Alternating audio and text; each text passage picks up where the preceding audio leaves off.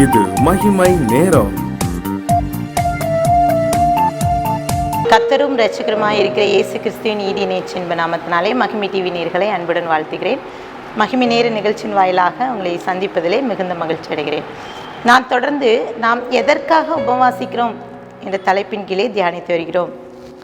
வசனம் சொல்கிறது மத்தேயு 6:17-18 நீயோ உபவாசிக்கும் போது அந்த உபவாசம் மனுஷனுக்கு காணப்படாமல் அந்தரங்கத்தில் இருக்கிற உன் பிதாவுக்கே காணும்படியாக உன் தலைக்கு எண்ணெய் பூசி உன் முகத்தை கழுவு. அப்பொழுது அந்தரங்கத்தில் பார்க்கிற உன் பிதா உனக்கு வெளியரங்கமாய் பலனளிப்பார் என்று போடப்பட்டிருக்கிறது. இங்கே உபவாசத்தை குறித்து நாம் எடுத்துக்கொள்ள வேண்டிய ஒரு காரியம் என்னென்னா முகவாடல். சில நேரங்களில் நம்ம உபவாசத்தை வெளியே காண்பிக்கிறோம். நான் உபவாசிக்கிறேன். மாயக்காரர்களைப் போல நாம் சில நேரங்களே முகவாட பண்ணி கொண்டு இருக்கிறோம். இன்னும் பார்த்தீங்க, யூதர்கள் வருஷத்துக்கு ஒரு முறை கட்டாயம் அவர்கள் உபவாச நாளை ஏற்படுத்த வேண்டும். இன்னும் பரிசேயர்கள் வாரத்துக்கு 2 முறை அவர்கள் உபவாச நாளை ஏற்படுத்துகிறார்கள். காரணம்,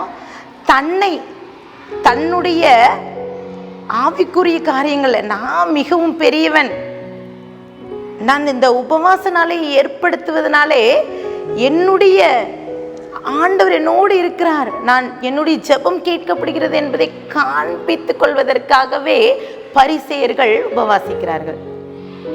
இன்னும் சில நேரங்களில் நாமும் உபவாச நாளை ஏற்படுத்துகிறோம். இந்த உபவாச நாள் சடங்காச்சாரமாக இருக்கக்கூடாது.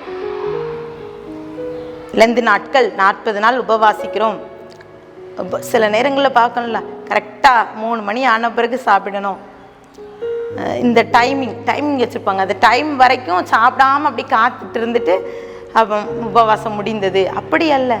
இந்த உபவாசம் என்பது நம்மை நாமே மாற்றிக்கொள்ள, நம்மை ஆண்டவருடைய பாதத்திலே நம்மை தாழ்த்தணும். இன்றைக்கும் கூட ஒரு தெய்வ மனிதனை குறித்து அவனுடைய உபவாசம் எப்படி இருந்ததாக நாம் கற்றுக்கொள்ள போகிறோம். அவன் எதற்காக உபவாசித்தான் என்பதை நான் பார்ப்போம். எஸ்ரா என்ற ஒரு தெய்வ மனிதன். இங்கே அவனுடைய உபவாச நாளை குறித்து எஸ்ரா 8:21 போடப்படுகிறது. அப்பொழுது நாங்கள் எங்கள் தேவனுக்கு முன்பாக எங்களை தாழ்த்துகிறதற்கும் எங்களுக்காகவும் எங்கள் பிள்ளைகளுக்காகவும் எங்கள் சகல பொருள்களுக்காகவும் செவ்வையான வழியை தேடுகிறதற்காகவும் நாங்கள் அங்கே அந்த அகோவா நதி அண்டையிலே உபவாசத்தை கூறினேன் என்று போடப்பட்டிருக்கிறது. இங்கே கர்த்தருடைய வாக்குறுதிகள் இந்த எஸ்ரா அவருக்கு நன்றாக தெரியும். அவனுடைய வாழ்க்கையிலே முழுமையாக தேவன் கற்றுத்தந்த காரியங்கள், அவனுடைய எல்லா சூழ்நிலைகளும் அறிந்த அந்த எஸ்ரா அவனுடைய வாழ்க்கையிலே அவனுடைய ஜனங்களை வழிநடத்துகிற அந்த எஸ்ரா சொல்கிறார், பிள்ளைகளுக்காகவும் சகல பொருட்கள் ஒரு செவ்வியான பாதையில் செல்வதற்காக உபவாச நாளை ஏற்படுது. இன்னும் இந்த எஸ்ரா பகுதியிலே நீங்கள் பார்த்தீர்கள் என்றால், ஆனால் 1ஆம் அதிகாரம் நீங்கள் வாசித்து பார்த்தீங்கன்னா அதில் ஒரு அழகான ஒரு சம்பவம் கொடுக்கப்பட்டிருக்கிறது. இந்த எஸ்ரா இந்த பகுதியிலே நாம் வாசிப்பது, அந்த புத்தகத்தை வாசிப்பதற்கு முன்பாக நாம் தானியேல் புஸ்தகத்தை அதை வாசித்து அதன் பின்பதாக எஸ்ரா புத்தகத்தை நாம் வாசித்து பார்த்தோம்னா அதோடு தொடர்புடைய வேத பகுதிகள் இங்கே காணப்படுகிறது. இந்த எஸ்ரா அவனுடைய உபவாச நாளை ஏற்படுத்தும் முன்பதாக அவனுக்கு என்ன சம்பவம் நடக்கிறது? அங்கே பாபிலோனிலே அடிமைத்தனமாக சில வாலிபர்கள் சிலர் அங்கே இருக்கிறார்கள். இப்போது அந்த எஸ்ரா 1ஆம் அதிகாரத்தில் நீங்கள் பார்த்தீர்கள் என்றால் அங்கே ராஜா அவருக்குள்ளாக ஒரு உணர்வு வருகிறது. எஸ்ரா 1:1 பாருங்க, எரேமியாவின் வாயிலே கர்த்தர் சொன்ன வார்த்தை நிறைவேறும்படியாக பெர்சியாவின் ராஜாவாகிய கோரேசுடைய 1ஆம் வருஷத்திலே கர்த்தர் பெர்சியாவின் ராஜாவாகிய கோரேசின் ஆவியை ஏவினதினாலே அவன் பரலோகத்தின் தேவனாகிய கர்த்தர் பூமியின் ராஜ்யம் எங்கும் எனக்கு தந்தருளி யூதாவில் உள்ள எருசலேமிலே தமக்கு ஆலயத்தை கட்டும்படியாக எனக்கு கட்டளையிட்டார் என்று சொல்றார். இப்போ அடிமையா இருக்கிறாங்க. தானியேல் புத்தகத்துல பார்க்குறோம்ல, அநேகர் அடிமையா இருக்காங்க. இப்போது அந்த பெர்சியாவின் ராஜா அவனுக்குள்ளாக ஒரு உணர்வு, 80 வருஷம் கழித்து தான் இந்த எருசலேம் ஆலயம் கட்டப்படும், விடுதலையை பாழாக்கி கிடந்த அந்த பகுதி மீட்கப்படும் என்று எரேமியா தீர்க்கதரிசினால் கூறப்பட்ட அந்த செய்திக்கு அந்த ராஜா சொல்றான், நான் கட்டுவேன் சொல்றான். அங்கே ஜனங்களுக்கு அனுப்புகிறான். இந்த ஆலயத்தை கட்டுவதற்கு தேவையான வெள்ளி பொன் பட்ட உதவிகள் எல்லாத்தையும் நான் தருகிறேன். இதை கட்டுவதற்கு யார் நீங்க எழும்புறீங்களோ அவங்க போங்க என்று சொல்லி அனுப்பிடும். அது மாத்திரமல்ல, நேபுகாத் நேச்சார் அந்த ஆலயத்துல, எருசலேம் ஆலயத்திலேருந்து எடுத்துட்டு வந்த பொருள் எல்லாம் நான் தந்துடுறேன், நீங்க போய் கட்டுங்கன்னு சொல்றான். இந்த எஸ்ரா வருகிறார். அங்கே ஆலயத்தை கட்டுவதற்கு பிரயாசப்படுகிறார்கள், தடைகள் வருகிறது.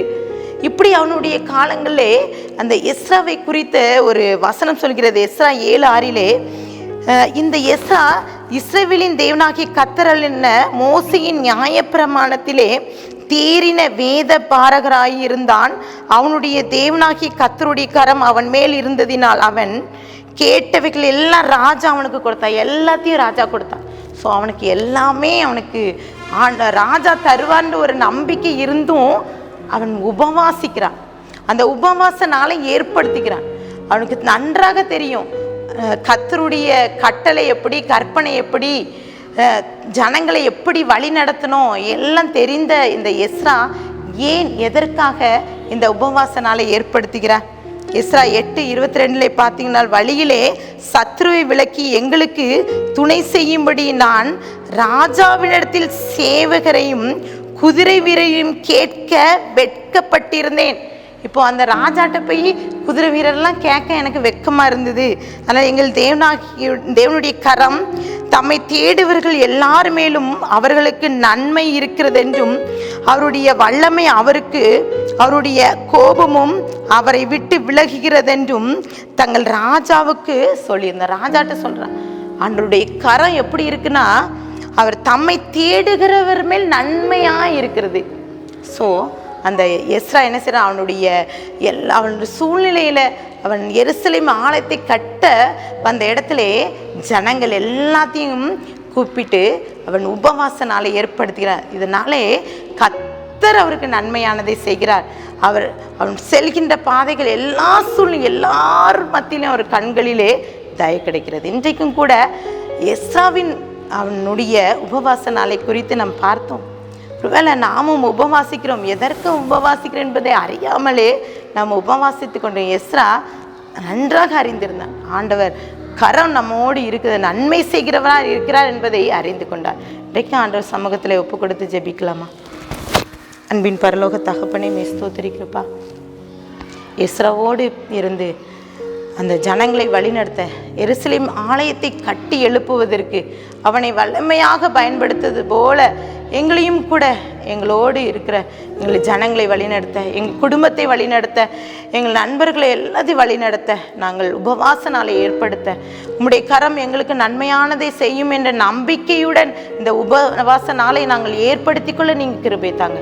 எங்கள் ஆவி ஆத்மா சரீரத்தை உம்முடைய கரத்திலே நான் கொடுக்கிறேன், தாழ்த்துக்கிறேன், மீட்பர் மூலம் கேட்கிற பிதாவே, ஆமேன்.